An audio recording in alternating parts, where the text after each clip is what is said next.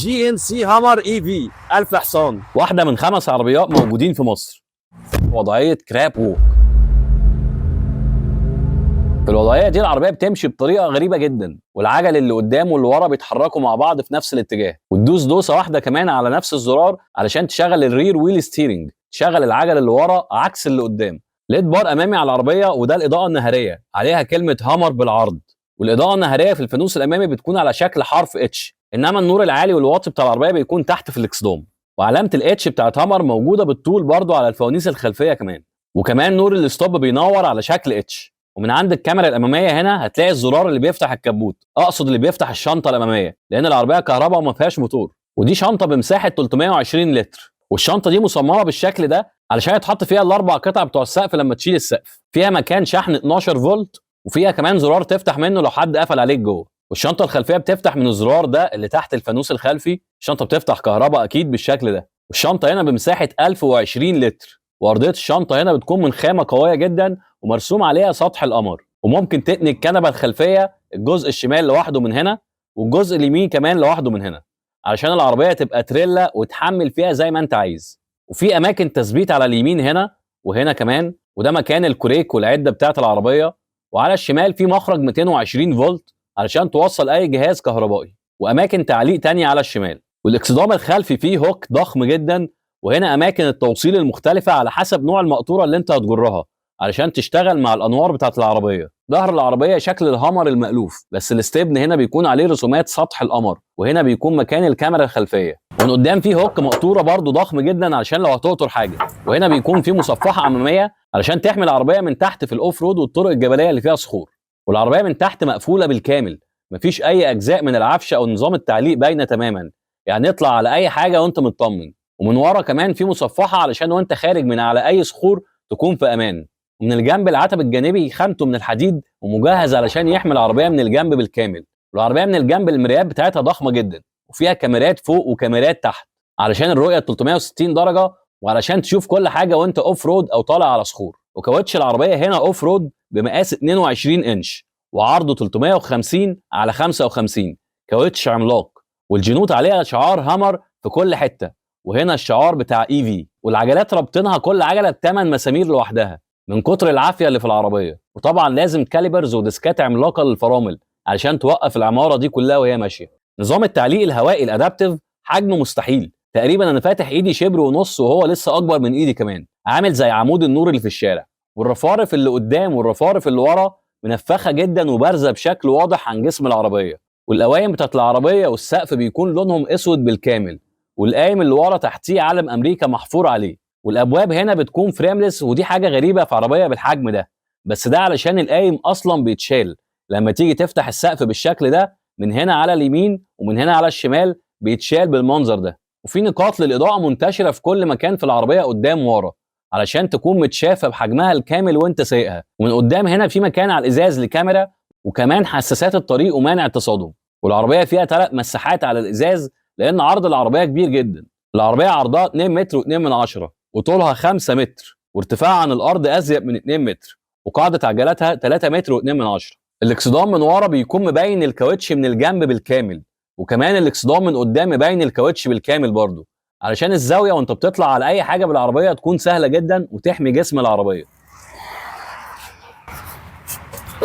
دخول الكنبه الخلفيه طبعا مفيش اسهل من كده، سقف عالي جدا، مساحه رجل واسعه، مساحه تحت الكرسي كبيره جدا، مفيش نفق فتيس اصلا، كل حاجه عدله ومقطوعه بالمسطره. في هنا مسند في مكان لاثنين كاب هولدرز، وهنا مكان التكييف الخلفي، دول زون على الناحيتين، في تحكم كامل، فتحه يو اس بي تايب سي، مكان تخزين، مخرج 220 فولت عشان لو عايز توصل اللابتوب او اي جهاز من بتوع البيت. والقطعه اللي فوق دي بتتفتح زي القطعه اللي قدام بالظبط عن طريق المقبض اللي هنا ده، بسهوله جدا بتفتحه وتروح رافع القطعه بالكامل،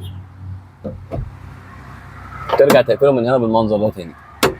خامات الابواب الخلفيه من فوق جلد محبب وتحسه معمول لقوه التحمل والشغل. ومقبض العربيه خامته بريميوم جدا وشيك، ومسند ايدك برده من الجلد المحبب وتصميمه حلو قوي. وده مكان تخزين، وهنا اماكن تخزين تانية. ودي السماعات البوز بتاعت الساوند سيستم اللي على العربيه، وعليها الخريطه بتاعت سطح القمر. التابلو تحسه قطع متركبه فوق بعض، كل حاجه مستقيمه وحاده ومقطوعه بالمسطره. بص مكان هوايه التكييف قد ايه، عامل زي عمود الخرسانه، والشاشه مستقيمه والكونسول مستقيم جدا، وفي مكان تخزين اضافي تحت الكونسول والفتيس عليه الرسومات بتاعت سطح القمر برضه. دريكسيون العربيه خامته من الجلد وشكله دريكسيون بتاع معده، ومن تحت عليه شعار هامر اي في. وعلى اليمين في التحكم في الميديا والعدادات والاوامر الصوتيه والمكالمات، وعلى الشمال التحكم في مثبت السرعه ومنع التصادم والمحافظه على المسار. في على الدريكسيون من فوق شاشه رفيعه علشان تبين حاجه معينه مش عارف ايه هي الصراحه. في زراير في الدريكسيون من ورا بتتحكم في الميديا وانت سايق، والزرار ده هنا علشان لما تيجي تشحن العربيه تقريبا. وفي هنا مكان كاميرات قدامك علشان العربيه تنبهك لو انت مش مركز وانت سايق. والدريكسيون بيتحرك في 4 اتجاهات، فوق وتحت ويمين وشمال، كلهم بيتحركوا كهرباء طبعا من الجيوستيك دي. وعلى شمال الدريكسيون تحت هنا بيكون في مكان الالكتريك بريك وفتح الشنطه اللي قدام وفتح الشنطه اللي ورا، وده اللين اسيست. والزرار ده عشان يفتح لك كل الازاز اللي في العربيه مره واحده لو انت حران، وده بيفتح لك غطا الكابل بتاع الشحن. وشماسات العربيه هنا عريضه جدا بس قصيره شويه، ده علشان الازاز اصلا قصير. وفيها مرايه واضاءه للمرايه، والمرايه الوسطيه هنا ممكن تشغلها على الكاميرا الخلفيه علشان تعرف تشوف اللي وراك كويس. وفي هنا زرار فوق المرايه بيفتح الازاز الخلفي بتاع الشنطه بتاعت العربيه عشان لو في حد طلب معاه يقعد في الشنطه وانت سايق تفتح له الازاز. شاشه العدادات مستطيله وواضحه جدا وما فيهاش غير الشكل ده بتاع سطح القمر. وعلى الشمال هنا بتبين لك الشحن اللي فيها يمشيك كام كيلو متر، وبتبين لك طبعا كل المعلومات بتاعت العربيه وبتاعت كل حاجه بتحصل تحتيها. والشاشه الوسطيه فيها اندرويد اوتو وابل كار بلاي، فيها خرائط جوجل. يعني احنا هنا مثلا دلوقتي على وصلة دهشور عند القبطان للسيارات، وتقدر من بكره الدرايف مودز تغير وضعيات القياده كتيره جدا. اول واحده اوف رود لو انت طالع الصحراء مثلا او داخل في مكان فيه اي مدقات. تاني واحده تيرين لو هتدخل في صخور او تطلع على جبل مثلا او حاجه. تالت واحده تو او هول لو هتقطر حاجه وراك وتربطها في العربيه. رابع واحده نورمال لو انت ماشي في الطرق بتاعتنا عادي زي اي حد. خامس واحده ماي مود دي بتقدر تظبطها زي ما انت عايز. والانيميشن بتاع الشاشه الوسطيه هنا رهيب، اللي عملوه هم نفس الناس اللي اشتغلوا على لعبه فورتنايت. والعربيه عليها 18 كاميرا قدام وورا وفي الجنب وعلى السقف وتحت العربيه. والعدد ده من الكاميرات معمول عشان انت لو اوف رود او في مناطق فيها صخور تقدر تشوف كل حته في العربيه وتحت العربيه، وتقدر تظهر كل الكاميرات دي من على الشاشه وانت سايق. ومن بكره الدرايف مودز برضو بتدوس على الشمال لمده 6 ثواني متواصله عشان تفعل وضعيه كراب ووك. في الوضعيه دي العربيه بتمشي بطريقه غريبه جدا، والعجل اللي قدام واللي ورا بيتحركوا مع بعض في نفس الاتجاه، والعربيه بتمشي بالورب زي العقرب او الكابوريا بتاعت البحر. وتدوس دوسه واحده كمان على نفس الزرار علشان تشغل الرير ويل ستيرنج، تشغل العجل اللي ورا عكس اللي قدام علشان تلف زي اصغر عربيه من اي مكان. وتدوس دوسه كمان على نفس الزرار برضو علشان تفصل العجل اللي ورا انه يتحرك اصلا في اي اتجاه. تحت الشاشه في مكان تخزين، في شاحن وايرلس، في مخرج يو اس بي وتايب سي، وهنا مكان تاني لاثنين كاب هولدرز على يمين الفتيس. وفتيس العربيه حجمه ضخم جدا، وعلشان يقبل الحركه لازم تدوس على الزرار اللي على الشمال. والباركنج بيكون انك تدوس على الزرار اللي على اليمين ده في الفتيس. الابواب خامتها من الجلد المحبب زي ورا بالظبط. المقبض شكله شيك جدا بخامه بريميوم، والمسند تصميمه حلو قوي وعليه قطع ميتال بالعرض. في اماكن تخزين كويسه جدا في الباب بتاع العربيه. وهنا سماعات الساوند سيستم البوز وعليها الخريطه بتاعت سطح القمر برضو. وفي ازرار كتيره تحت الشاشه الوسطيه، والتحكم في التكييف كمان بيكون من الازرار دي، وانت بتدوس بيظهر الكليك بتاعت صباعك بالمنظر ده بالاحمر. وهنا مكان التبريد والتسخين بتاع الكراسي، بتدوس على الزرار ده الاول وبعد كده بيفتح لك بقيه التبريد والتسخين، تقدر تتحكم فيهم من كل زرار تحتيهم عادي. وهنا التحكم في المروحه بتاعت التكييف، التحكم في درجه الحراره بتاعت التكييف، وباقي التحكمات اللي موجوده.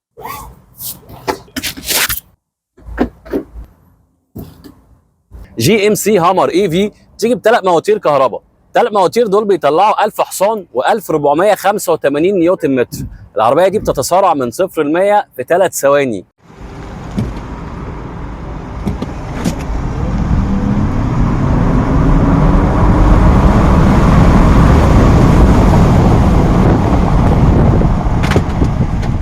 وزن العربيه دي 4 طن و400 كيلو. انا اصلا عربيتي لوحدها طن و300 كيلو. ده وزن البطاريه اللي في العربيه دي، بطاريه اكبر من 200 كيلو وات، وزنها 1400 كيلو. اول احساس هيجي لك وانت سايق العربيه دي ان انت راكب تريلا مش راكب عربيه. دي مش عربيه عاديه، دي تريلا ونش. والميزه فيها هنا ان انت في اي لحظه انت معاك 1400 نيوتن، يعني تعمل كده تلاقي العربيه راحت في حته ثانيه. الموضوع غريب جدا، وزن ضخم قوي ويتحرك بسرعه البرق. طبعا انت بتخش في اي حته العربيه من تحت مصفحه بالكامل ومقفوله بالكامل، مفيش اي قطعه من العفشه بتاعت العربيه باينه من تحت. زائد ان زاويه الدخول والخروج بتاعت العربيه من قدام ومن ورا مصفحه بالكامل، والاكسدامات بتاعت العربيه من قدام ومن ورا واخده حرف كده علشان تبين العجل على طول، تبقى زاويه الدخول والخروج سهله جدا. العربيه وزنها تقيل بس في نفس الوقت العفشه بتاعتها سهله قوي، مش محسساك باي حاجه تحت الارض. حاسب. طبعا الفرامل بتاعت العربيه بقى ايه هنا تخوف، يعني انت تحس ان انت مدلوق ب4 طن على العربيه اللي قدامك او على الحاجه اللي جايه قدامك. موضوع ممتع، تحس ان انت معاك عربيه لعبه. العربيه بتتحرك زي الكابوريا بتاعت البحر، العجلتين بيعملوا كده، او بيعملوا كده لو انت عايز تلف بالرير ويل ستيرنج علشان تلف في اضيق مكان زي اصغر عربيه بالظبط. مساعدين الهواء الادابتيف بتاع العربيه هنا مرعبين، حجمهم ضخم جدا، اكبر من البوصه بتاعت ايدي. اوه يا نهار ابيض، سفينه عماره ماشيه على الارض. طبعا في فايبريشن وانا بلف كده دلوقتي عشان انا قريب من عربيات جنبي، فايبريشن بيشتغل تحت الكرسي اللي هو مش هتعرف تهرب منه في حته. وبس كده، تنسوش تتابعوني على كل السوشيال ميديا، وان شاء الله اشوفكم في الحلقه اللي جايه. سلام.